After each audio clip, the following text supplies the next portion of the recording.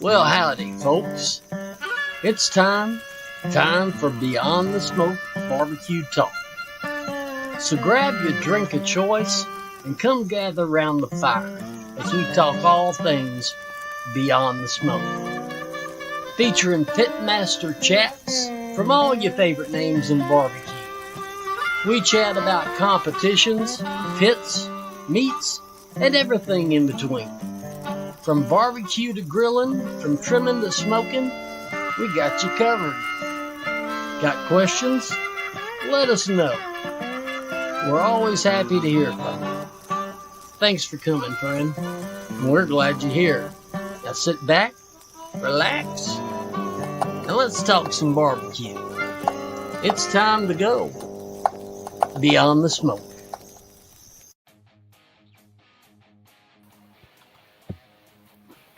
What up, what up? What it do? Chase. Thanks for showing, man. I think that fool cooked a double this weekend. Yeah, I know. I saw that. Must be tired, man. I couldn't do it. I'll tell you that. Barely handled one cook. Much those freaking two of them being on the road. That is an animal, bro. Obviously, for sure. What's up with you, Kyle? Nah, not a whole lot. Yeah. Trying to get going through the week. Get ready for the bash this weekend. About to get real busy. Yeah. How's that coming along? It's coming, man. It's coming along, dude. Got a lot of great sponsors, a lot of great teams. I think we're coming up on 50 teams. I think probably should be at 50 now. I mean, our committee's killing it out there, man. The head of the committee is just fucking. He's on top of everything, so everything's looking good, man. I'm excited for it. It's gonna be a good bash, man. Sucks that you're gonna be doing. I mean, it's good for you. You got a gig this weekend, but wish you could make it out. But we'll have. Yeah, man.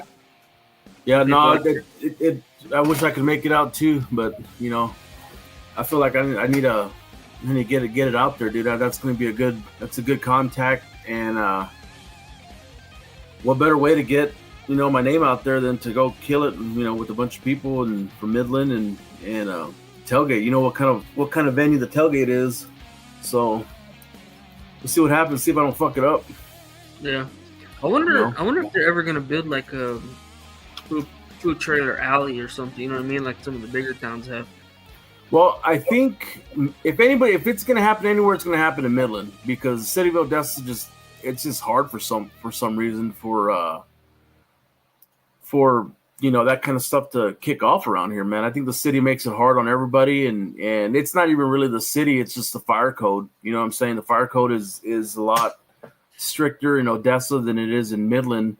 I talked to the fire marshal about it whenever I got my inspection. He said, man, it's not that, the city of Odessa is hard. Yeah, we've made it easier, because before it was harder. You had to go to several different entities to get your approvals, and you had to pay each one, $150, $120. It got real expensive. So what they did now, they did one stop shop, but you still got to go to the fire department, and it's the NFPA 2021 is what they go off of. Everybody else apparently in Texas goes off NFPA 2018. So they're just a little bit more stricter guidelines when it comes to that. And he says, man, if you can get approved in Odessa, at that point, you can go basically anywhere, man. And it was if they see that City of Odessa sticker, then they know that you're all good to go. That's right. Albert. So, yes, sir. Taco Killer. Is he going to be in over there this weekend or what? Yes, sir. He'll be there. Nice. Hell yeah. Well, cool, man. Well, it's only us today, so you do any cooking this weekend? I saw you did a little something, huh? Yeah, I just threw some ribs on the smoker. Need to make some room in the freezer. So, dude, tell me about it, dude. My shit's packed. Like, I need another freezer. Yeah, I need another 2 freezers. I need to get through some of that, some of those trimmings, bro. Make some sausage out of that trimming so I can clean up. So I can make some more room in that thing. You know what I mean? Yeah. Well, you would think it'd make more room, but hell, it just takes up more room. So, what's up, Bobby? But yeah. Well,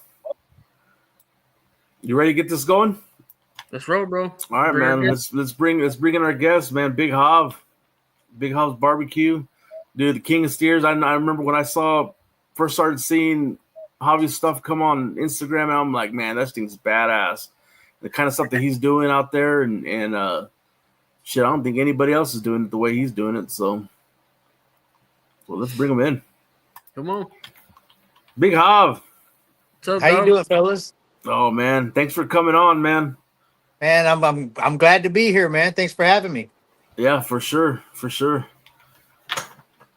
How's everything going down there, South Texas? Not too bad, man. It's been pretty warm. That's about all I can say, really. Here, I mean, it seems like the evenings are cooling down a little bit, but other than that, the daytime, man, it's still ugly. Yeah.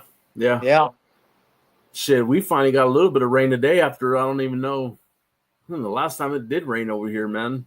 Man, it's been a lot cooler, dude. We have got more rain this year than normal, I think, man. It hasn't been that bad this year compared to last year. Was fucking brutal though. Last year was brutal. Yeah. For I sure. remember last year it was shitty, man. But I don't know, man. As far as rain, man, we've been getting rain all week last week, and y'all see I do a little bit of fabricating. I don't necessarily have a shop. I'm kind of under a kind of like a carport. So anytime it rains, all my shit starts to rust all over again. You got to clean it all up. All like whatever I'm working on or building. Yeah, if I ain't got it under the roof when it rains, I end up having to, clean it all up and try to make it look shiny again. Hell yeah. Did you catch what he said? I do a little bit of fabricating. Yeah, just a little bit. Right?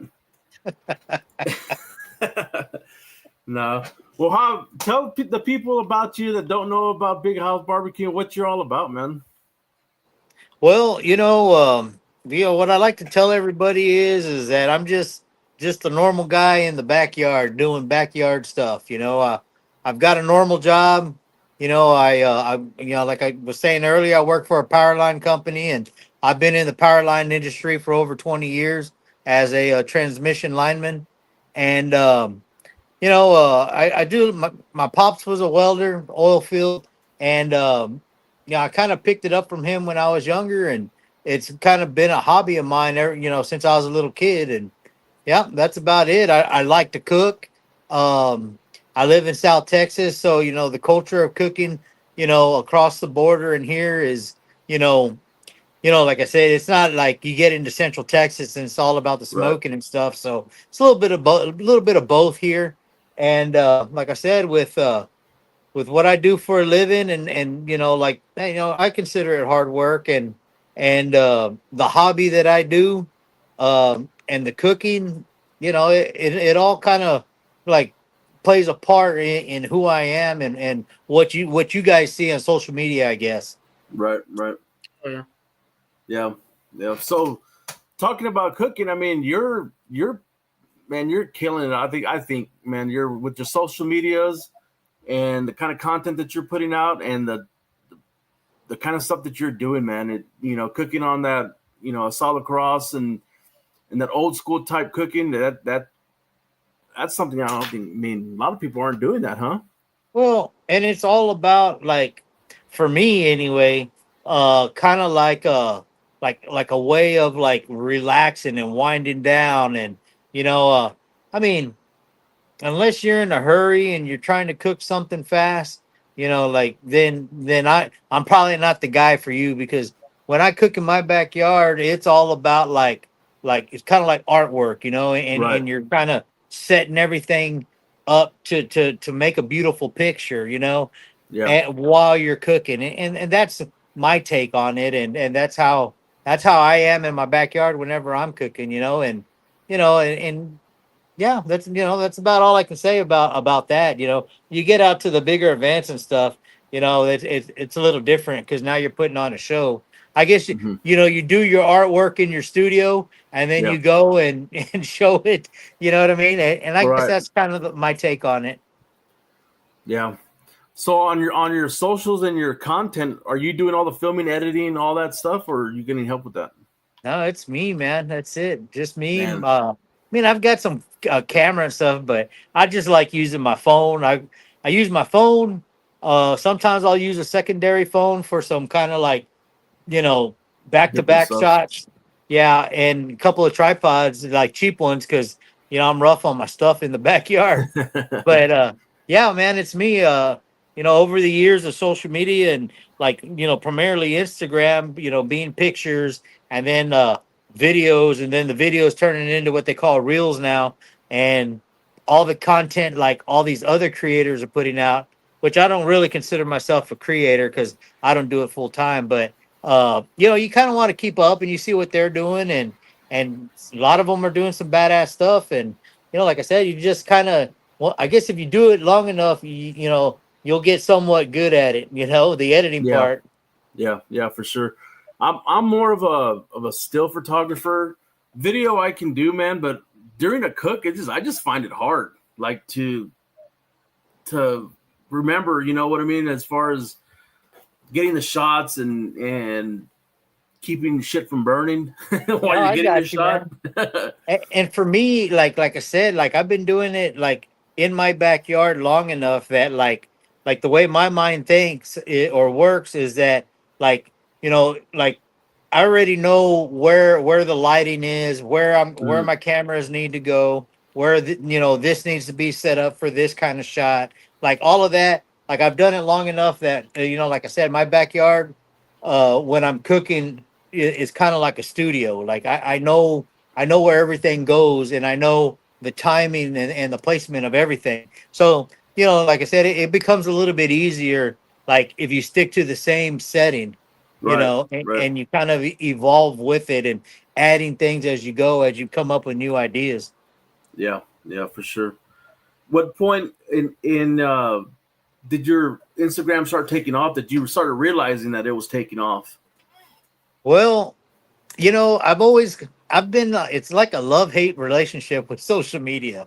Yeah. Um I want to say I probably started my page back in maybe 2017 or 18. And it was just one of those things where I'd cook out, and like I always felt like, like if I have company over, the cooking part is kind of like the show part of it, Hmm. and that's what entertains the company while you're here, because you're cooking, especially if you're cooking over, over open fire or whatever. And just from there, like I got kind of interested in it, and like like watching the numbers and that kind of stuff. And, and then you have your days where you're kind of like, man, like I'm trying, trying hard, to like grow this and maybe I can turn it into something else and, all of that kind of stuff. And then you have those moments where like, man, I'm tired of this shit. I ain't gonna mess with it no more. And so, like I said, for me, it's a lot of back and forth. And I've come to realize, like, I think with the content that I put out and with like what I do as far as like building stuff that, for me to myself to cook on, I've kind of come to the conclusion that like I'm not gonna be one of those that have like sponsors and where I can like, you know what, man, like I'm doing so well, I can quit my day job and Mhm. and do this full time, just because, like I said, I build my own stuff, so ain't nobody ever gonna, come and be like, hey, use our pits and we'll do Right. this or that, and just stuff like that. So for me, I finally found out that, for what I do, and I have a good job and all of that, so I don't have to depend on making content, but I enjoy doing it more when I'm doing it on my terms and not having to Right. do it to make ends meet. So yeah, I mean that's like I said right now. I had posted something a while back. It was me and my son cooking, I believe, and probably my most viral video. I mean, I've had a couple videos that go in, get a couple million views or whatever, but for some reason this one took off really, really fast. And I think like last week, between now and last week, I might have picked up like maybe 8 or 9 thousand followers because Wow. of that video. Yeah. So that's what I'm saying. So like, it's almost like, a scratch off ticket, you post something and really when I post stuff, if it's not like quality, like to my standards, and I'm just out here or whatever, I'll still put it together and I'll throw it up on my stories on my Instagram and just with whatever. And real funny about that video is because I thought that about that video, and then I just decided, like, you know what, I'm just gonna post it as a reel, and then 2 hours later, I'm already at 100K views. It's just kind of like, Damn. oh yeah, That's like this awesome. video is taking off, man. And my son, kind of gets excited with it, watching the numbers grow. And I mean, what does it do for us? Nothing really, Right. but Right. Right. but as far as bonding with my son and him kind of like being, into the numbers and us cooking together and him being in a video that, has 2 million views, like that's where for me it kind of like this is what it's about for me. It's that's the payoff for me, I guess you'd say. Yeah. Yeah. Awesome. And getting your style of cooking out there, man. People don't see that anymore. I know, growing up in the valley and growing up down there, we'd always go to the ranch or go to someone's ranch, and you always saw an Asado Cross over there in the corner, right? You always saw something like that or somebody cooking like that. Uh, when did you get started into cooking that way? Well, I mean, like I said, my pops was he was a welder as well. And it kind of just, like I guess like a lot of people just passed down through generations. And same thing, my father, I remember at a young age, him building a direct heat, barbecue pit. And from then on, once he built it, I was there, I watched him. I think I was like 7 years old. And that was his thing. He built something, and now, like, he's gonna drink some beer, cook some fajitas, and just enjoy his day. And it just kind of like, like it's one of those things that brings back that memory every time. Like I said, I was 7 years old, and I remember that because of that. And here I Hmm. am doing the same. And I got my son out here. Like there's some nights that I don't even come outside, and he's out here cooking dinner for us. Yeah.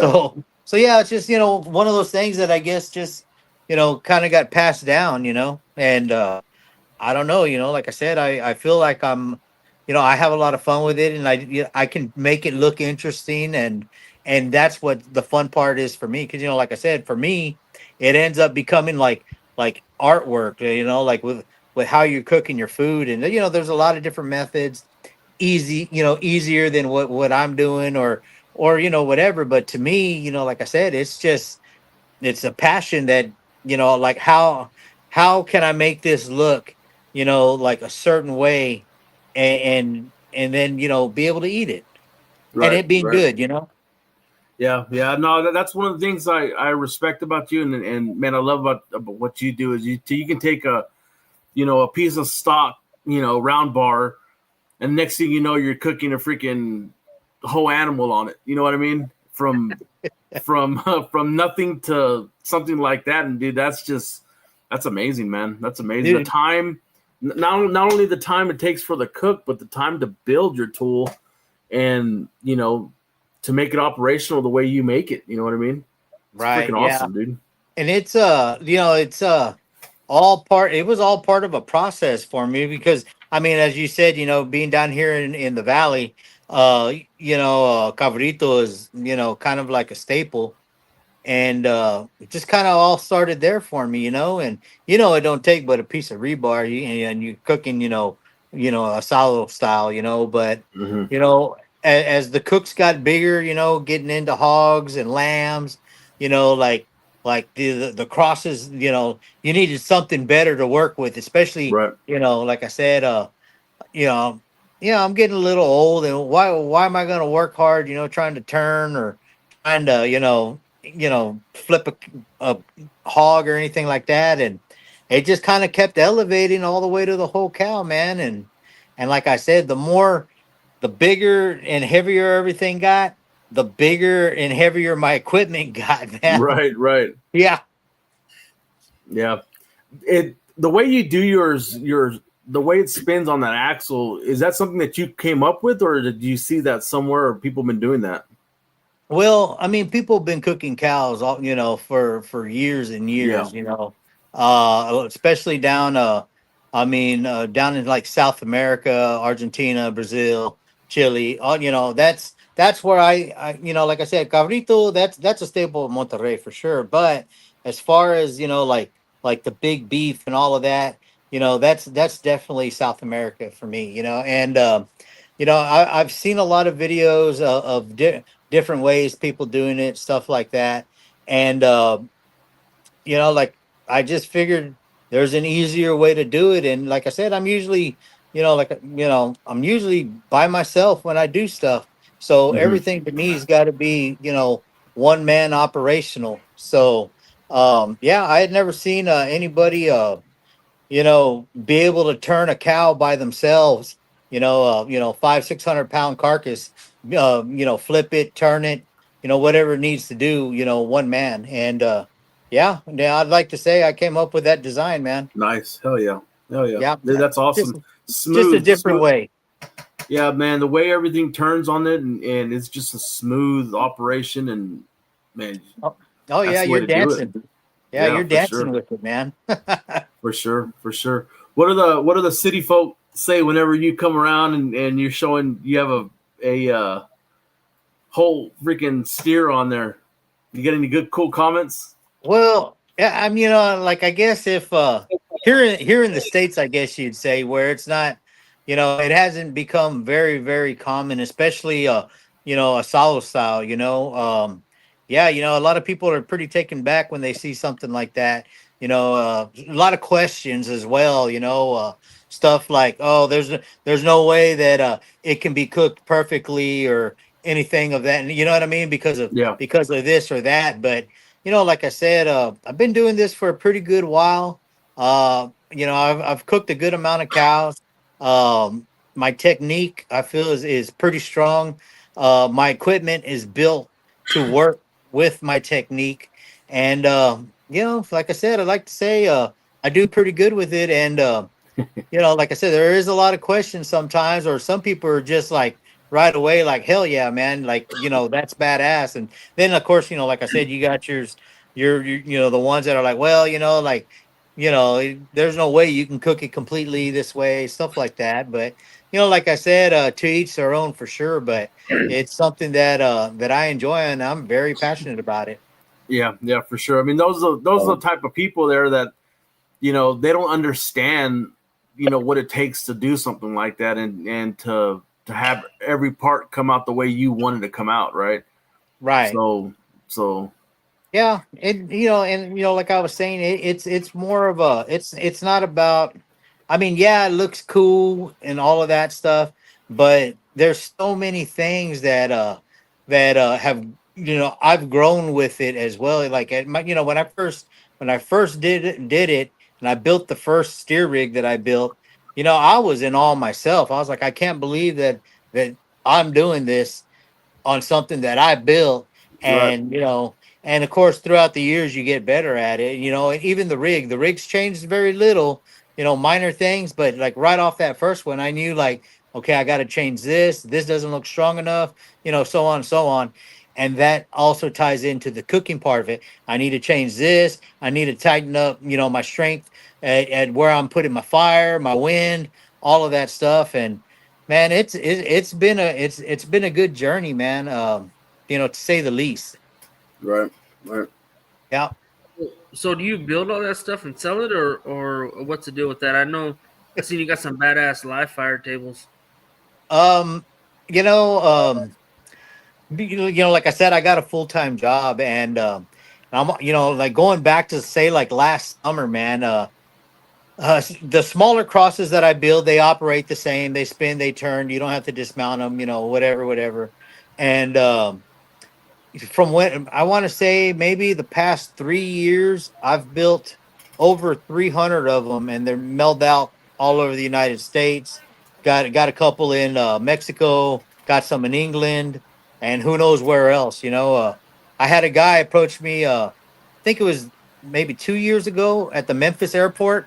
I was about to get on a plane coming from Memphis in May, and guy just walks up and like he's like, "Hey, you're so and so." I'm all like, "Oh yeah, man, nice to meet you." And he's all like, "I've got two of your crosses in London."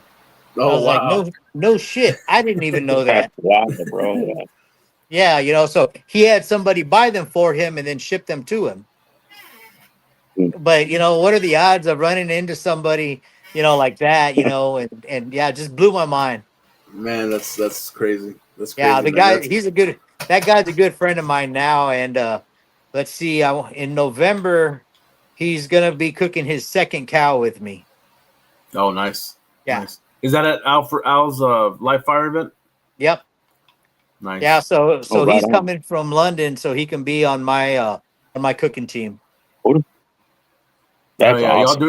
Y'all doing a whole steer out there for that one? Yep. Yeah. So this event, it's the it's the it's the fourth annual, I guess you'd say, and it's really really like gaining momentum and like growing. And this event, like I said, it's fourth annual. So this will be my fourth cow from that herd on that man's ranch.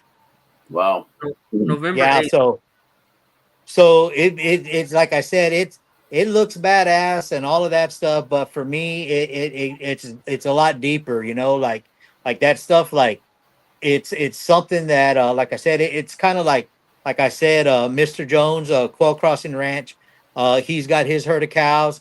That's his ranch that the event is on, and I'm cooking cow number 4 from his herd. So, like as the years keep going, like it becomes Pretty more awesome. special and more special. And like I said, so this year's going to be really good for me because I'm really feeling it, already. Like how special this is going to be to me. Yeah, Nice. Come on, absolutely. Serge, what's up, bro? How you doing? So good. Anthony made it. Yeah, man. No, no. But it sounds like a real intimate process. You know what I mean? Especially like that. You're cooking on that guy's herd, basically, right there. So Well, that's pretty and awesome. it actually goes deeper than that too, man. Mhm. Like I said, it's a one man operation. One man can turn, one man can flip. Other than getting the cow on the cross, I've cooked a cow by myself. You know what I mean? Yeah. Like I've done a complete cook, beginning to end, by myself because of the rig that I built. But the part for me where it gets even more like I guess sentimental and special and Mhm. emotional is that I've done a number of cows already, and each time I do it, I'm getting better, and stuff. You never stop learning. But now I've got people that, like, hey man, when you cook a cow, call me. I want to help. I want to learn. And so, going back to this event over here with Al, my whole team consists of pretty much veterans that have cooked cows with me. So I've got people that have cooked, one, two, three, four cows with me, and that right there to me is like something that I'm giving them to where I don't have to be there if they want to cook a Right. cow. Right. You know what I mean? Like they're taking a Right. piece of that and going with it. Right. And that's what really, really, makes me feel good is that, now with this event coming up, I'm kind of bringing everybody back together to all of these moments that I've had in the past with them so we can share that moment as a whole group of people that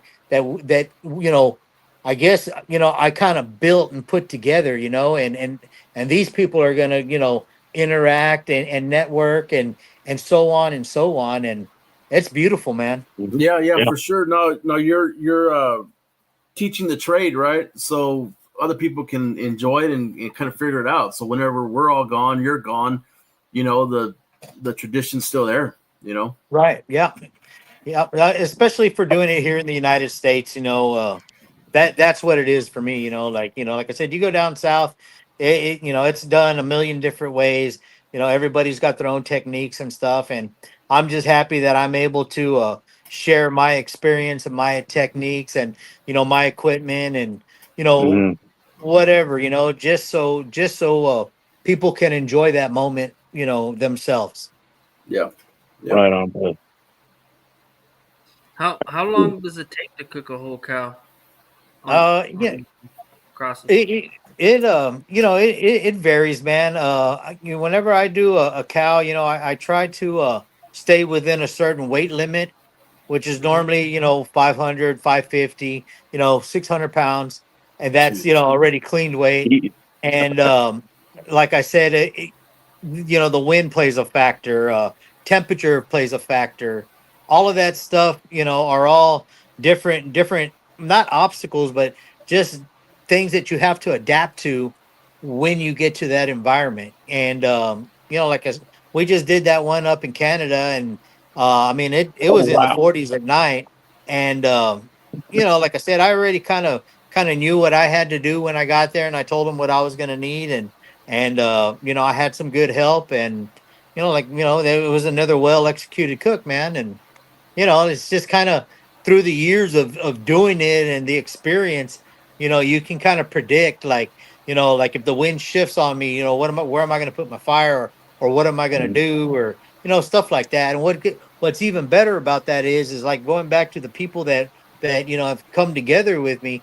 Like I don't even have to like say anything because they're already thinking what Mhm. I'm That's thinking, awesome. so it's all one, like I said, we all move as a unit working together when we're doing this. Nice, nice. Well, talk about your trip to Canada. I know we kind of jumped into it, but dude, that had to have been an awesome experience, huh? Taking your stuff up there and knocking it out, huh? Yeah, well, and the way that worked out, let's see, my buddy Mel, who lives up in Edmonton, this was his first event that he, I guess, hosted and was a big part of. And as far as the rig, I talked to a builder up in Canada, and we had a lot of phone conversations and a little bit of video, and they went ahead and built the rig, just because transporting and getting it across the Yeah. Canadian border. So it was just that was the easier route to go, and they did a stellar job. I'll give them a shout out, Bogline out of Okay. Yeah. Ontario. Right. Nick, very nice guy. I was happy to work with him. And like I said, that rig got transported to Edmonton, Alberta, and yeah, man, it did really well. I was real happy with it, and it was almost like being at home, except for it was really cold. Right. Man, dude, honestly, if I could have my dream pit would be a pit like Mel's, like that bog line, that one that he has. Oh Dude, that yeah, thing is awesome. That thing is, yeah, man, they well, did such a damn good job with that thing.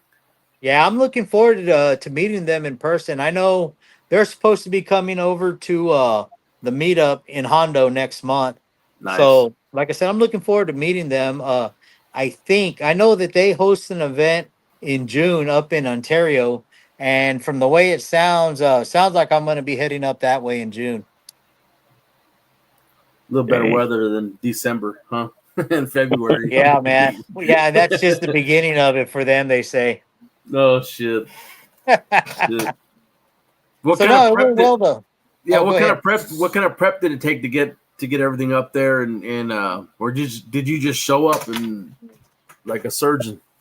Well, I mean, kind of something like that. Usually, the way it works when I do stuff like that, especially like when it's far away, I'll let them know, like way ahead of time, everything that I need specifically need because like that's just like my persona. Like I need this, I need that. Mm-hmm. It needs to be this Mm. kind. It needs to be like that kind of stuff. And so Mel came through with everything 100% like what I asked for, and not to like I said, if I ask for it, it's because I need it, because Right. I know, like I Right. know what my job is when I get there. In other words, so Mhm. Mel did a hell of a job, and like I said, we did fly in a day late. Our flight had got canceled, so we didn't make it there until I believe it was Friday evening, Friday afternoon, when we were supposed to be there on that Thursday. So anyway, so I got there that Thursday, kind of checked out the rig, made sure I had wood close enough so I wouldn't have to be moving, wood far around, stuff like that. And then the next day, we got that cow started, and So like I Peter. said, it did dip into the 40s like early in the afternoon. I want to say like, Yeah. probably about, I don't know. It was like maybe in the 60s in the day, and then I'd say about 4:30, the temperatures just started like going down, and it got Yeah. like really cold, man. And then I mean, and it Quick. didn't go away till like maybe 11 o'clock the next day, man. I was like, God dang, it's cold. And coming from South Texas, it's freezing your balls off down there, up Well, there. and that's the whole thing, I was kind of like, all right, Yeah. man. They say it's gonna be in the 40s at night, no problem. In the valley, when it's the 40s, put Yeah. on a flannel, you're good. Hell no, dude. Uh, This was a different kind of 40s. I bet. It's that dry cold up there. Yeah, man. It was interesting, man. And like I said, the people up there, amazing. Just the different culture, the different kind of cooking and that kind of stuff. So I really enjoyed it, and I could appreciate what they do in Canada as far as their barbecuing processes and stuff. Yeah. Is barbecue making a big jump up there in Canada, or Yeah, has it always yeah. been? I think so, man. I mean, it's become kind of trendy, I think, and you know, uh, people are jumping on board, and people are curious, and people, they've been cooking a certain way their whole life, and they want to change it up, or stuff like that. And yeah, man, I think, even here in the States and really all over the world, I think it's really just taking off as far as Texas like barbecue. yeah, like a trend, like a, you know, yeah. I mean, that's what people do, and it's just really, really starting to come more to light. But I think one of the big things that really helps that out is like social media and the internet, because now people are seeing well what I do, and they're in Canada, or they're in Australia, or I've talked to people all over the world, and I'm here in my backyard in South Texas, and Right. and I think that's what really, really elevated, people to start changing the way that they cook outside, because it's a hobby, and it's something to do, and more, they make it interesting again. It's not the Yeah. same day in, day out, like, oh, I'm gonna Mm. smoke a brisket today, and it's the same thing. Of course, I have my days where I want to smoke a brisket, but then I have my days where, like, you know what, man, I'm gonna cook a cabrito, or I'm gonna, get a lechon, or anything like that. Hmm. So Yeah. I guess Absolutely. the more you see other people doing things around the world, the easier it is for you to start picking those things up. Yeah. Yeah, for sure. For sure. Maybe you can help me get Mel on the show. I've been trying to get Mel on the show for months, man. I can't catch him, dude. I What do you mean, he has mean? that rock star life up there. Yeah, dang. I don't know. Yeah, I'll talk to him, man. He's like, yeah, that dude keeps fucking contacting me. Nah, I mean, I know he's busy. That he's all over the place, right? I mean, shit, trying to get a hold of him is just one of those things. yeah. Well, you've We'll had get some it. pretty good people on, man. I was kind of looking through your page.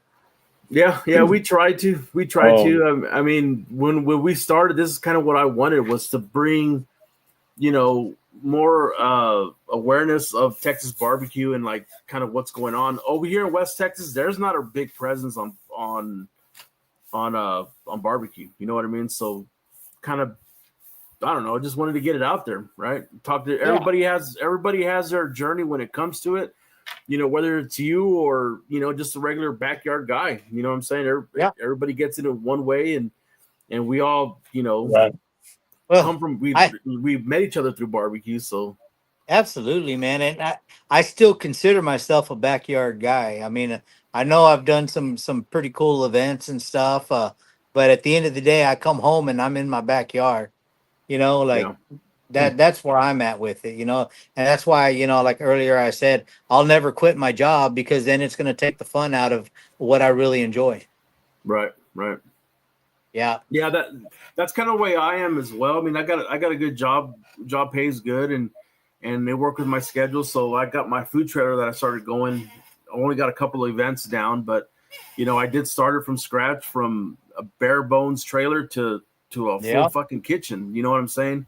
Hell yeah. And to be able to put my product out there and have people taste something different. You know what I mean? Up here, it's not like it is down there, where there's a barbecue joint on every corner. You know what I'm saying? Right. It's people don't get that up here. So for me to be able to get out there and put my product and hear what people, what they have to say about it, it's pretty awesome.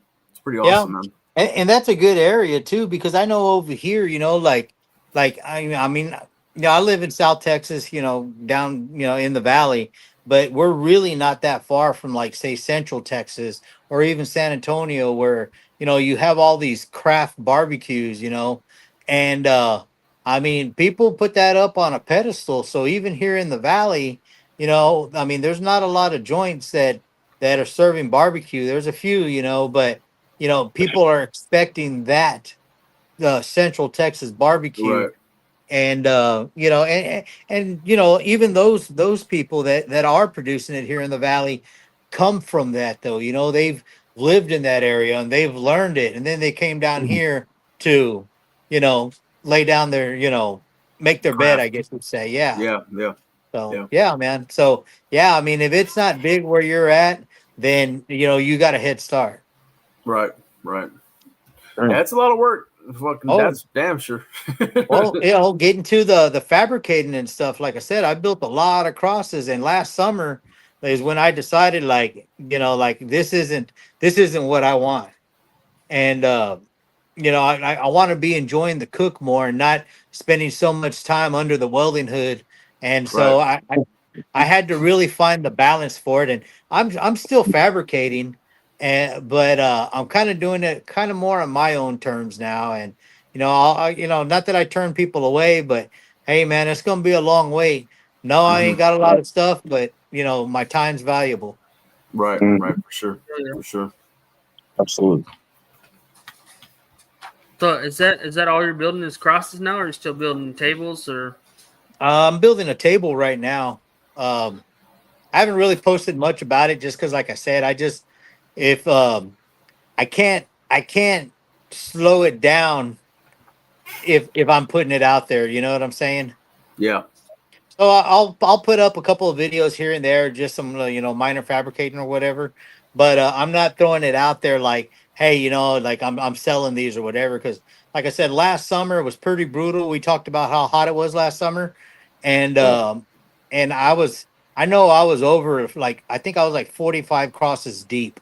Damn. And you know what I'm saying? And I've got a full-time job, so I can only fabricate Friday, Saturday, and maybe a little bit on Sunday.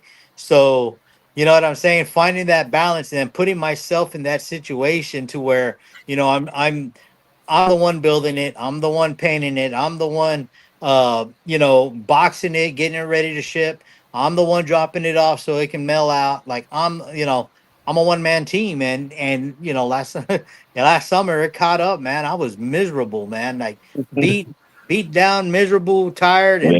and like I said, I finally saw the light at the end of the tunnel, and that's where I was like, okay, I have to slow this down because this is not fun.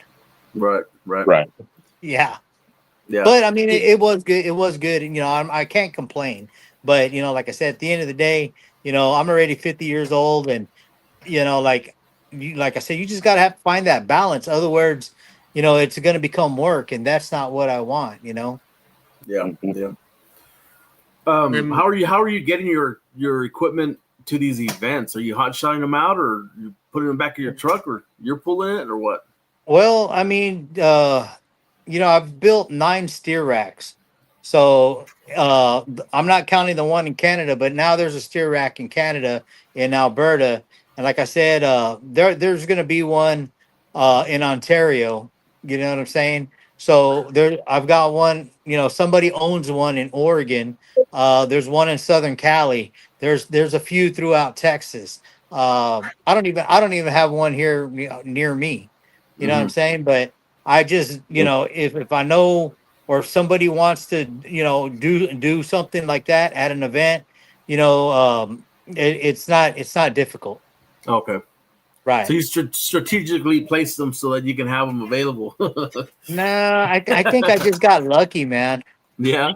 I think, well, I mean, like I said, I think, somebody wanted one in Oregon. So, okay, I built it, we delivered it, we cooked on it, and now it's there. So, like I said, I think that's just kind of luck. Right.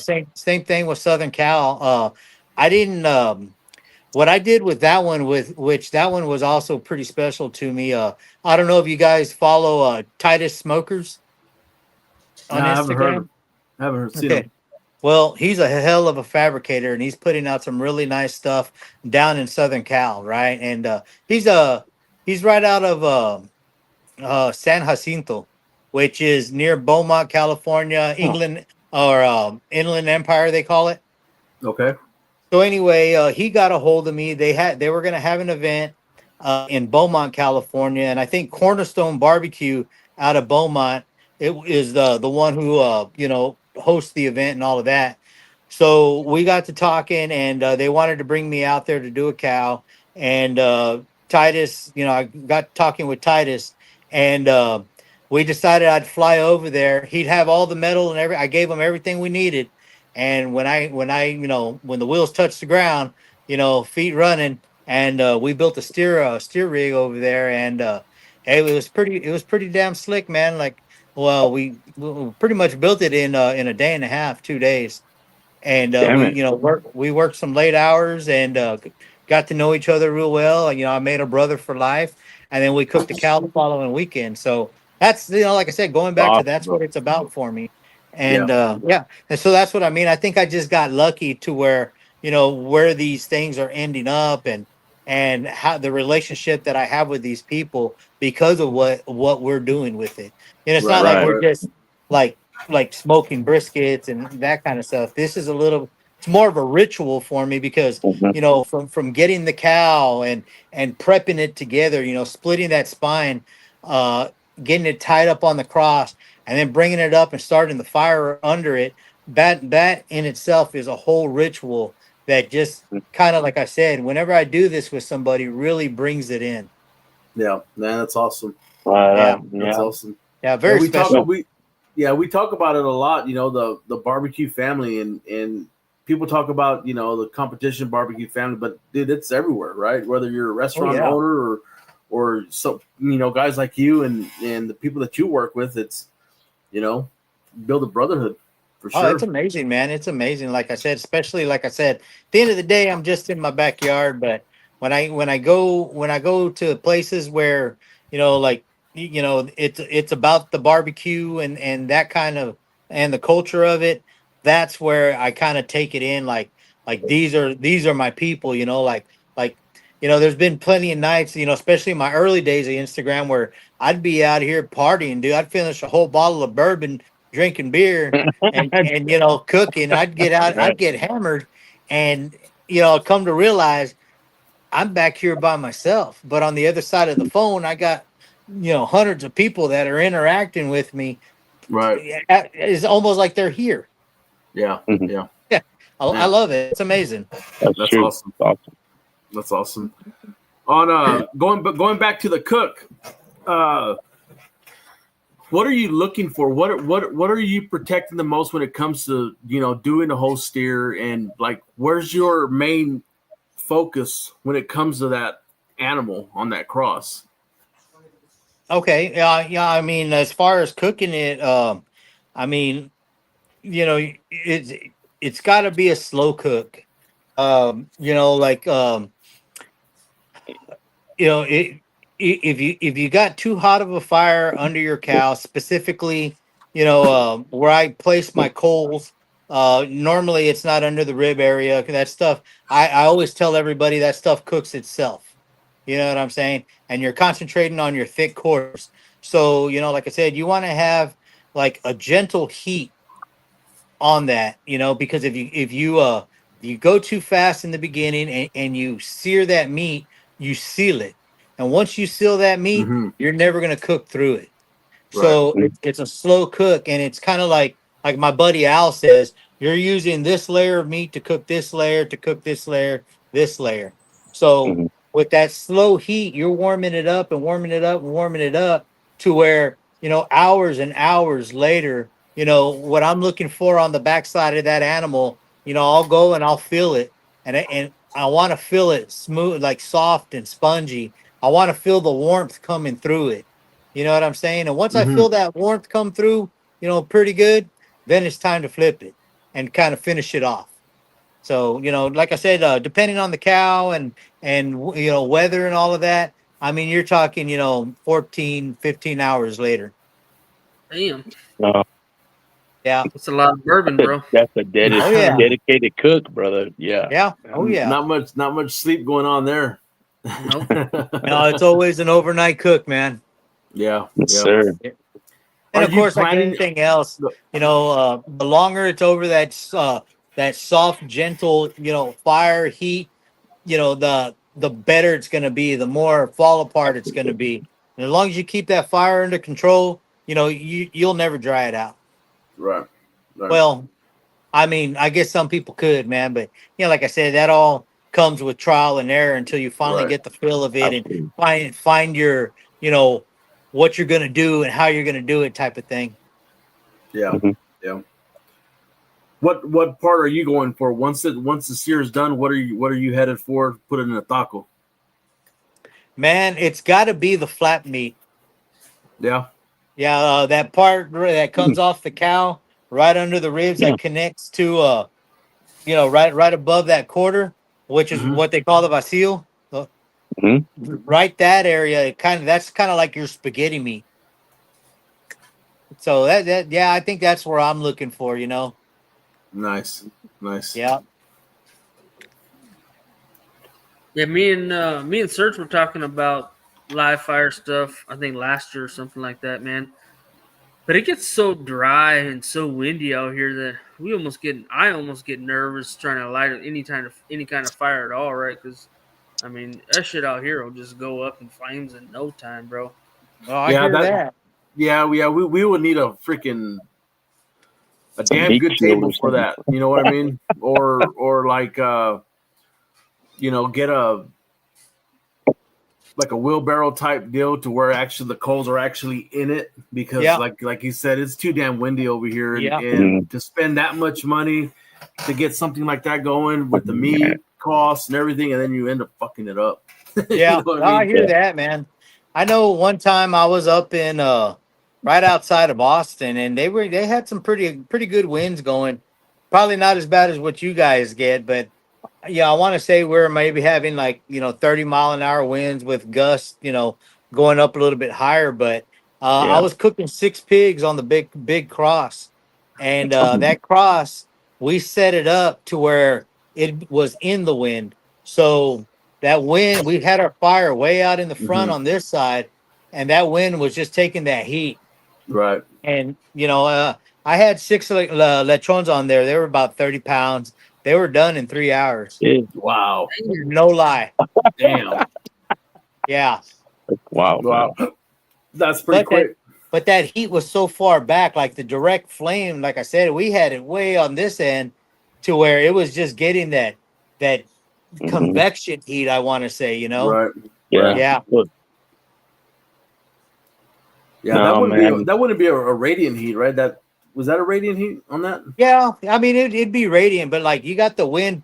The wind is like pushing your fire. So now Mhm. you got a really, really hot fire. And so we had it way out front. But, you know, it just, like I said, like not overcooking the pigs, not burning them. Like I said, Right. they were done in 3 hours just because it was, you know, like, I don't know, man. Like I said, that's the fastest I've ever done 6 pigs. Yeah. Oh man, not us, brother. We be making tamale meat over here in our area, man. With that one, so, I hear that, man. With dirt, little bed with seasoned with dirt. oh, grainy. That's happened to me before too, where my son and myself went some guy, and like I said, I don't do catering, you know, for the reason that, you know, like I like to do what I like to do, whatever, but this guy like really, really begged me, man. I was like, all right, man. And he wanted me to come out and do 6 cabritos, and it was for his dad's birthday and all that. I was like, man, all right. So where he set me up was in a field behind his house, open field, and it was windy, man. And I straight up told him, like, dude, like, dirt's gonna get over everything. He's all like, no, man, it's gonna be fine. The wind blows the other way. I'm all like, all right. Sure enough, man, that was like the worst cook I had ever had. I mean, they were cooked, but they Right. had so much dirt on them, and that guy, I mean, he tried to talk shit, man, and I was just kind of like, huh, man, you know, like I told him at the end of the day, I ain't looking to get paid because I do this for fun. Like I don't need your fucking money. Mhm. But before I set up, I told you what was gonna happen, Mhm. and I think his wife chewed his ass. That's what I think happened. And needless to say, you know, he handed me over some money. I was all like, nah, dude, I'm good. If you can give my son a couple, you know, whatever you want, you know, I'm good. But he ended up giving my son like $600, right? There you go. There you And I go. was all like, what the? Yeah, I was all like, what the fuck, man? That's too much money for you, man. But now, you know Get what, some of man? that over here. Yeah, no, he killed it, man. But you know, like Wow. that reminded me of that. You know, like I said, it's just Man. that's one of the reasons why like it takes a lot for me to actually like you pay me Right. to come cook for Right. you. You know what I mean? Right, Because like right. I said, like Absolutely. if you know, if I had it my way, I wouldn't have cooked, or I would have tried to have gotten behind the tree line or something like Mhm. that. But he wanted me out in the field because he didn't want the grass burned. And you know, so it is what it is, I guess you'd say. Yeah, yeah. Yeah. No, for sure. At that point, I can see, you know, you start getting into contracts, and you don't want to mess with that shit. So Yeah, well, like I said, then you know, then it takes the fun out of it, and then people can, you know, this guy, he, you know, he can't cook worth the shit, or he's an asshole, or you know, whatever, you know. So, you know, like I said, I like to stick to what I know and how I do things. right, Of course, yeah, I'll go to your house and cook, you know what I mean? But it ain't Right. like I'm there to cook for you. It's because we're there to cook together. You know what I'm right, saying? right. Yeah, Yeah. yeah, yeah, for sure, for sure. And that just comes with the territory of cooking the way you cook. You know what I mean? Yeah. It's all about the elements. Well, and at the end of the day, I mean, it's kind of like, you know, like I said, I told him right away. I was all like, dude, like this is an open field, and there's, you know, like it's very dry out here. It hasn't rained. Mhm. Like there's dirt flying, and So that many comes from variations, man. experience. You know what Yeah. I'm saying? And for somebody to tell me like, no, it's going to be fine, this or that or whatever, who doesn't do what I do, or to the capacity that I do it, because you know, like, yeah, okay, you cook a cabrito, all of that, badass, but you're asking me to do 6 of them this style or whatever, and then you're gonna put me out in the field, like, dude, like this is what's gonna happen. And you know, like I said, like, so that becomes that part where like you have to trust what I'm doing, and Right. why I do it. Yeah. Right. Yeah. Mhm. For sure. What's been your favorite cook as from going from coming back and whatever as far as events go or whatever. Man, it's tough, man. It's tough to put one there. I have a feeling the one in Hondo is going to be the one. Nice. But like I said, every one of the especially the whole cow, every one of those are very special to me. So I can't just name one, and they're special because, like I said, it's I'm showing somebody new every time what I'm doing and how I'm doing it, and I'm giving them a piece of me at all these different places. Mhm. So it's hard to say like this spot or that spot. I mean, Right. if I had to say maybe a few for sure, the Southern California one had to have been one of the ones, but that goes beyond the cook because, like I said, I did, go to my buddy's shop and like I said, we became very good friends, because of what we did from, the metal being just, pipe and whatever Mhm. to what it became to cook the cow.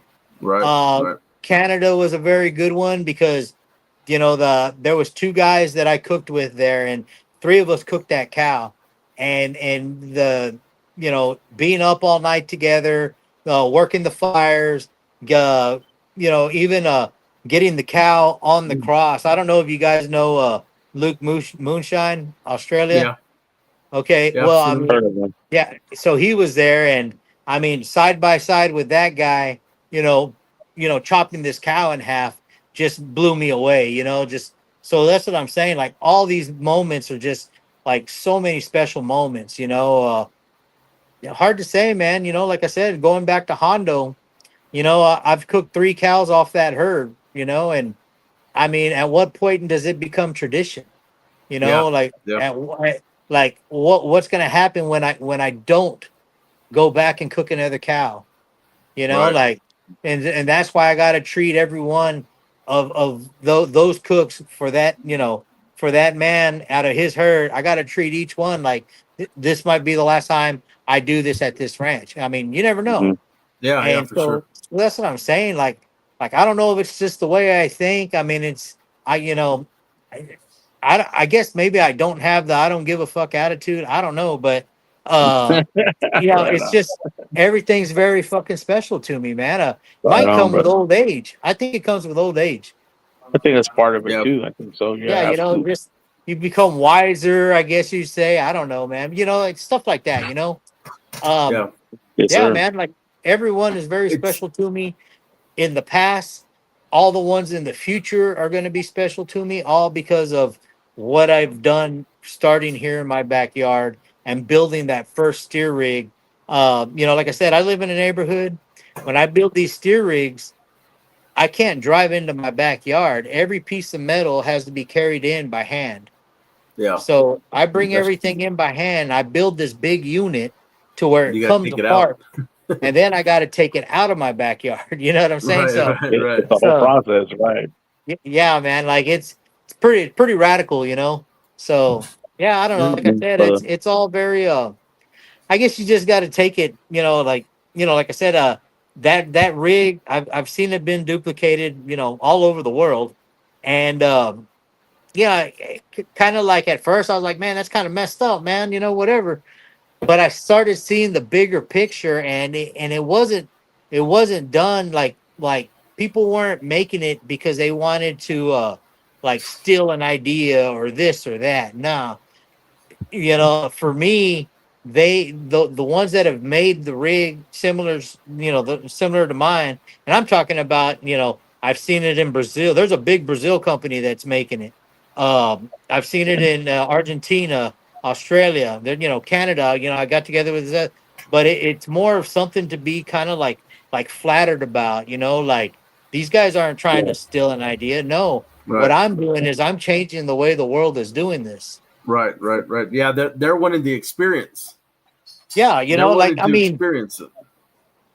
like I said, coming from my backyard to people that have been doing this for generations, their way, and seeing like how my equipment works and wanting to transition to that, just that's what blows me away. I'm just kind of like, at first, like I said, like, man, that's a little messed up. But then I started seeing it different. Like, nah, man, this is what's really going on. And I know if I ever went to Brazil or if I went to Argentina, I know I'm going to have something to cook on. Right. Like, you Right know what I on. mean? Yeah. I won't be denied because Right. whenever I see something like that on social media, right away, my name is in those comments. Hmm. You know what I'm saying? Like, this comes from that guy in Texas, and that's just, like I said, that's just mind blowing to Mind me. So, blowing. so For yeah, sure, man, I for sure. just, yeah, I mean, that's my take on it, man. Just, you got to be humble with it. Yeah, yeah. So, And it's and I could see it in you, man. You are real humble when it comes to even your content. You never met, if somebody's never met you, they can see it. They can see your passion, and it's from talking to you. It's almost like it's more ceremonial cooking with you, right? Like the whole process, to go from start to finish. You know what I'm saying? Yeah. It's a ceremony type deal, and it's not even about the meat, right? It's about the cook itself. Right. Yeah. It's everything all together, man. I mean, everything. I mean, like there's so much that goes into it. Like, I don't know if we got enough time, but Yeah, for sure.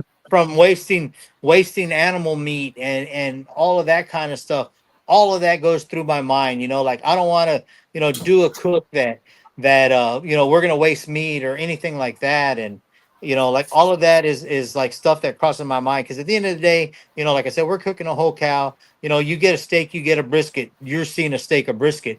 When you're seeing a whole cow, a baby cabrito, these animals were alive at one point in time, right. and we're doing what we're doing because that's part of the evolution and who we are, and like what we do as human beings. And like I said, all of that, like, is in my head while I'm doing what I'm doing, and that's why I've got to give it everything I've got every time I do it. And I Yeah, gotta and I gotta make it known why I do things the way I do, Right. and the reasons behind it. yeah, I Yes, mean, sir. man, have that's I awesome. ruined You're have I respected. Yeah. ruined pigs and lambs and cabritos, through the years of learning? Yes. You know what I'm saying? And same thing. We've made shitty brisket, we've made shitty steaks. And, but that's how we learn to perfect what we're doing, Mhm. to pay these animals the respect to cook them Yeah. to Homage. perfection. You know what I'm saying? Yeah, for sure, for Right. sure.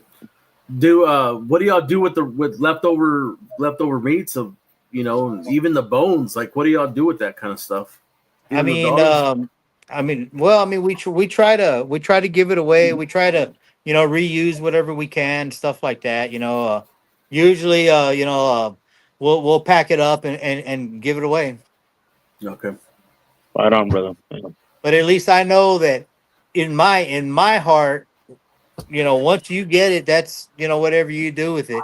But I know that animal was put up on that cross, looking, chingon, looking badass, cooked, as perfect as I could cook it, so it would not be wasted. Mhm. Yeah, yeah, Right man, that's on. awesome. That's awesome. Yes, sir. Absolutely. Anthony, go for it. Anthony, I'm gonna pull something up real quick. All right, bro. What do you want me to talk about, man? Get some tips from Sir Cabrito, man. You cook cabrito. man, especially Fort Davis, man. Oh my goodness. I had to do my don't get me talking, but anyways, I had to try to go ahead and get my cabrito and some buttermilk. I try to get some of the gaminess out, because from my flavor, it's like I don't know, man. It's like that taste. Like I mean, like when it comes to lamb or anything like that, man, I'm Okay. like real, So let me ask you. We're talking about cabrito. right. So the cabrito that you're cooking, do you know where it comes from? Do you know how old it is? Do you know what the meat? You know what I mean? Like, Right. And no, I don't. Straight up, I don't. I okay. don't know the source of the meat, nothing like that. Right. So when I'm gonna cook a cabrito, what I look for, first thing I Mhm. look at is the color of the meat. Is Okay. the meat red? Is the meat pinkish? Or is the meat more on the white? Hmm. So it being milk fed, that meat is supposed to look pretty white, pinkish. Once it starts grazing and eating grass, that meat turns red, and it changes the flavor of that meat. So what you're tasting, and like I said, like a lot of people north of the valley see, they see like the cabritos like a waste because it's so small. But for like us and Mexico, it's a delicacy because I mean it's like veal. So that flavor is not gamey. The color of that meat is going to look white, and a cabrito is only 30 days old in that area. Yeah, very You know young. what I'm saying? And they Yeah. only weigh, 12 pounds.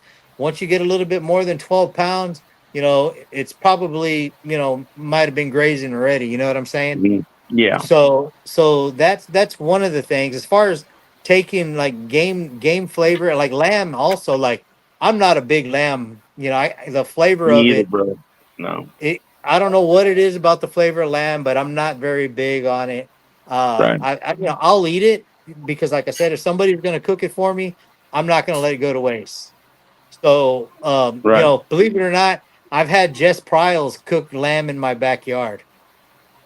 You know what I mean? So you bet your ass I'm going to eat it. Yeah, but that was some of the best lamb I had ever eaten. She's very good at what she does.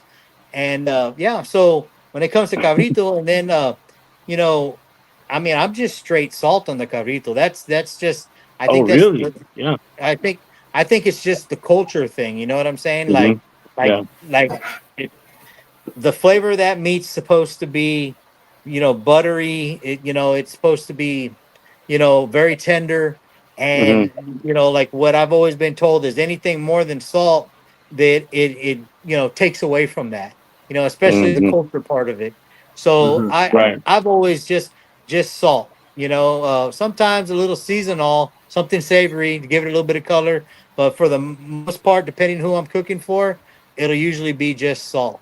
Now, I've heard about people putting it in a salt brine, which is also helps that meat, become more tender and flavorful. So yeah. Oh, so you basically want to complement the meat, right? Not take away anything from it. So that's Well, pretty cool. it, it's also the same like steak, a good ribeye. I just Yes, sir. finishing salt. That's basically. I don't really Right. use seasoning, none of that. I'll finish it Right. off with some salt. Yeah. Yeah. Right on, brother. Anthony's coming for that first place cabrito call, man. Hell He's yeah. been he's been Man, I hunting made that one quesadillas for of a that shit minute. last time. Thank you, Mason, for that compliment, man. But I ain't making no goat over there. No. Yeah, hell no. Bro. I'll Yeah, I say, made. I man, think. come to the house. We'll put one on the cross, man. We'll go through it, man. There you go. Man, that'd be awesome, bro. It'd be a hell of a learning experience. My wife, on the other hand, born and raised in Mexico, man, from Chihuahua, loves There that you go. cabrito a different way than what I make. You know what I mean? So, Me too, dude. I'm all about like the machito and the other ways of that's yeah. how she Mainly, gets. I like it, on the cross. But like as far as like the Mm, machitos and all that stuff, that's what I grew up eating. Yeah, it's Nice. right Nice. crazy. on, brother. Well, I pulled this up, and what are your thoughts when you just seen this there? That picture that freaking Mark took, Oh man, that's dude. fired.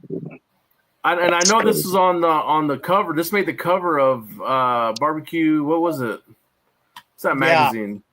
yeah. It was I know which magazine you're talking about. I can't think of it right. I just talked to the guy like 2 weeks ago. Um, Damn it. Yeah, but yeah, it was on the top. It was on that magazine. Man, was that Did taco? you know? Did you Oh, know that they're gonna put that on the cover whenever they did it? Actually, I didn't, man. I know Mark had. Mark's a hell of a photographer, Yeah, but for sure. he took those pictures and he entered them into there was some event in San Antonio and he entered them into kind of like a competition of photos Mm-hmm. and they picked several of his photos, for that magazine, and that one's the one that ended up on the cover, man.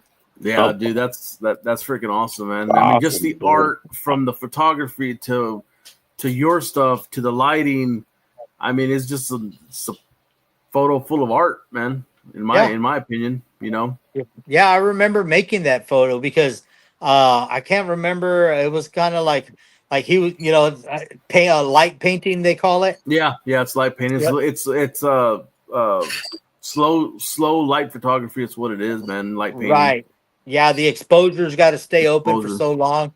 But he came and he explained to me like what I needed to do to help him take that photo, and I'm actually standing behind that cross, flinging some Brillo that we turned on fire in circles. Yeah.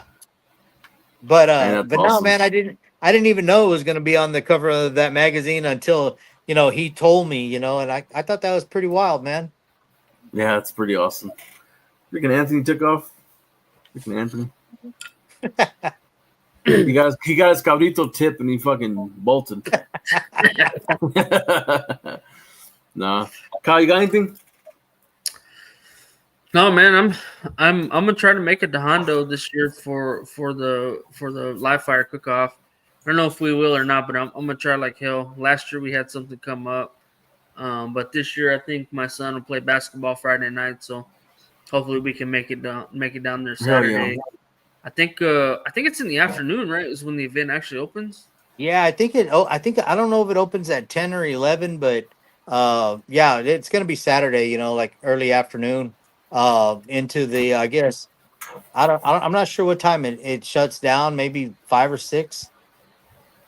Yeah, it'd be badass, man. I seen videos and pictures of it last year, and it looked like it was a blast. There were some big ass names out there cooking too. So I mean, man, it's gonna be even bigger this year. You know, like I said, this year it's a whole different beast, man. It's gonna be something different for sure. Yeah, I'll be excited to see that. Like I said, man, I'd love to go. I'm interested in live fire. It just makes me a little bit nervous with you know, with the way that the climate is out here, and I mean it's not crazy windy all the time, but it does get a little bit windy, and you know, a little bit of wind, a little bit of sparks, and we're fucked. And I think you got to kind of have like, you know, like wherever you live, you got to kind of like have your setup. You know what I mean? Like if you're like, for me, where I live, the wind usually blows from the south. So where I'm set up and the way I built my shed and all of that, it kind of helps block the wind and you know, comes around my house from the other side. And that's where, you know, where I'm able to cook in my backyard on my fire table. You know what I mean? Like, oh, you know, like you got to kind of, you know, like you're not just going to like have something badass right away. It's going to like take time. Like, you know, like, okay, I'm going to start cooking like this. And then you're going to be like, you know what? If I move this over here, or if I do this to this side, that'll help direct that wind away from my cooking area. Right. So like for me, even when I'm welding, because like I said, I don't have a shop. I'm under a carport with a shed. So my house kind of helps block the wind. But when I get to building those big crosses, it doesn't fit under the roof anymore. So then I got to go out into the yard and finish building it. And that wind, and I'm welding with gas, and man, it becomes a freaking headache. Yeah. For sure. Javi, we do a little segment on this show where we talk about, you know, we call it the dream team, but it could be any way you want to go with it. So it's for the most influential people in your journey in barbecue, and we do an honorable mention as well. I'd love to hear yours, man. So you said 4? Yeah. If you can name 4 people that have influenced your journey in barbecue and kind of what you're doing. Well, I mean, like I said, it's been I don't want to say it's been a long road, long journey, but like from the past to the present, like there's been so many. It's hard to put a name. I mean, right off the bat, I can give you, you know, maybe 2 or 3 that like you know, like solid. But as far as you know, being like influenced and you know, like moved by what they're doing, like it changes throughout the years. But you know, if I'm cooking with somebody, definitely Al Fragoni. You know, he's I hear a lot of people call him their best friend or whatever, but really Al Fragoni, he's a very, you know, good guy. He's special to me. He would definitely be one that I know the long life ahead of me. He's still gonna be there. Nice. And that's the fire brought us together through social media, and like I said, he's I consider him a very good friend of mine. His family is like family to me. They treat me like family. Great relationship. That Al that I have with Al. Um, I don't know. Second wise, um, there's just so many. Um, as far as like maybe social media and wanting to be better at making content and stuff like that would probably be a Tone TFTI. Yeah. He's always at the top of the game, with the way he's creating his videos and his camera Hmm. work and his editing, and that's somebody that I've looked up to when it comes to that kind of stuff. Yeah, he's Um, put awesome content. yeah. Oh, yeah. His work is amazing. And I love cutting it up with him, man. We talk so much shit. Um, on the building side, like I said, from when I started to where I am now, it's I'm not saying it's changed, but there's just so many that have influenced me and who've inspired me to be a better fabricator, to stuff like that. You know what I mean? So I could probably give you a couple of names. I know definitely Mill Scale. Those guys. I've talked to them a few times. In person, and like I said, back in the day they had a big influence on me wanting to become better at what I do as far as a fabricator. And Hmm. here lately, I mentioned Titus Smokers to you. He's that guy. He's a brother for life. He's so solid. um yeah, like I said, there's just so many that you take a little bit from everybody, and that's kind of where I'm at. And it's kind of the same of me giving a little bit to everybody of myself, and they're taking Right. that along and adding it with everybody else. So it's just a big network of being influenced and feeling inspired. And yeah, there's like I said, but to be at the top, it definitely be some of them. Yeah. Yeah. Awesome, man. Awesome. What's next for Big Hob besides the live fire? You gonna keep doing your thing, huh? Yeah, just hang out in the backyard, build some stuff, drink some beer, cook a fajita here and there. There you go. um I know. I think November, it's on a Monday. I think it's November 3rd. But remember I was saying Jess Pryles came and she cooked in my backyard. Well, she has a show on Outdoor Channel, Hardcore Carnivore, and she did. It's gonna the season already started. I'm supposed to be episode 6, so we're cooking a cabrito here in my backyard and Hell hanging yeah. out. So that's that was last year that they came and did it. So we're a year later. So I'm able to talk about it now. So yeah, that's kind of what's next. Even though it happened a year ago. Am I looking to build off of anything like that? I don't know. Like I feel like getting on TV isn't like what it used to be because of Hmm. social media. You can be Right. famous from social media and never be Right. on TV. So for me, it was more of an experience, of doing that, especially with her, because she's so genuine and she's a sweetheart. And yeah, that was something I'll never forget for sure. So yeah, I don't know, man. I guess whatever's next will happen when it happens. I don't have any plans on doing anything different from what I'm doing right now, other than if I get invited to like events or anything like that. There's some that I wouldn't want to miss. I know Meat Stock is around the corner in Australia Hmm. uh, for next year, for starting in February. Um, Maybe I might end up out there. I know Brazil, is maybe somewhere I might end up as well. But like I said, for the most part, I'm not banking on it. Yeah. Yeah. Better be careful how you're gonna end up on barbecue showdown or something like that. Oh no, man! I can't do those shows, man. You know, I did have my crosses on Barbecue Brawl though on Food Network Yeah, last season, and nice. they're using them again. They're actually filming this season again, right now again, and they are using them Oh, again. Jimmy, So that was awesome, pretty man. cool. Hell yeah, man. Well, cool. We're pushing an hour and 30 now, so Right I on, guess man. if you have anything else, where can people find your stuff at? And you're mostly on Instagram, not so much on Facebook, or what? How does that work?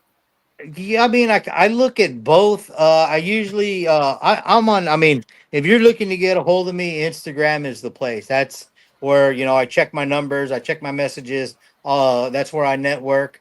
I kind of let Instagram post stuff to Facebook automatically, Mm-hmm. but I am checking messages through there, and I am looking at notifications. So I mean, either or, but my main is Instagram.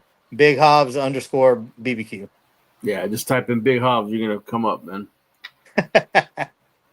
So So so yeah, that's about what I got. And then on Facebook, it's just my name, Javier Mejia. So awesome, awesome. Well, cool, man. Well, I appreciate you coming on, Hob, and I'll let you get back to it and get ready for another day tomorrow, man. I all appreciate right, your man. time and coming on and letting us know your craft for sure. Yeah, man. Likewise, man. Thanks for having me on. And if you ever need anything from me, you know where to find me. Yes, sir. Appreciate it, Javi. All right. Thanks, Thanks, brother. fellas. Thanks, man. Good night. Laters. Let's see. What'd you think, Kyle? I liked it, man. I liked it a lot. Trying to see what we look like. What's the date today? 10/13. 10:30. Yeah. So when man, I had to get Hob on, dude. I had to get him on as soon as I could, and he was, like I said, he was game from the very beginning. It's pretty awesome. That's Pretty badass, awesome. man.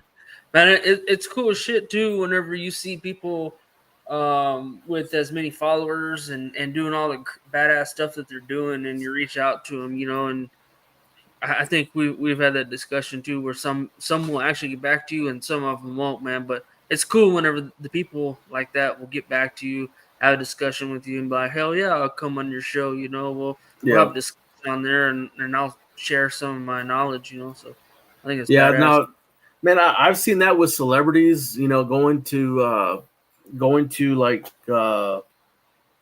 these conventions and stuff where they bring celebrities in. You know what I mean? Some of the higher,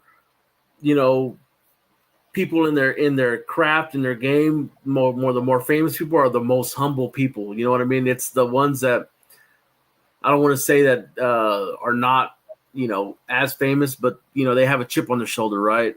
And it's like it's weird. It's weird, man. And definitely Javi's one of those dudes, man, that he was game for it, man. He was game for it, and then I appreciate him giving us his time for sure. Yeah, Talk yeah. about Asado Cross and the kind of the shit that he's doing out there. It's not everybody's doing that, So For sure.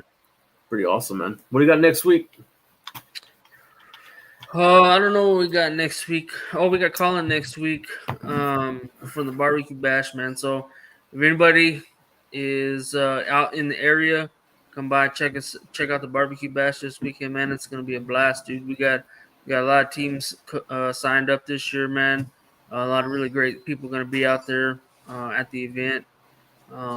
It's gonna be badass. So if you guys get a chance, come out, eat some amazing food, listen to some great concerts, have a good time. It's gonna be fun, man. I think It's this free to the year's public. gonna be better than last year, bro. To be honest with you, that's the way it's Free to the looking. public, right?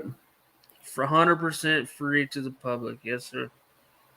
Hell yeah, man. Well, next week we'll have the post barbecue bash with Colin and Aaron. You think Aaron's gonna take it again or what? I don't know, bro. That dude's got the bash figured out, man. I mean, repeat. I don't know, man. We got a bounty this year, right?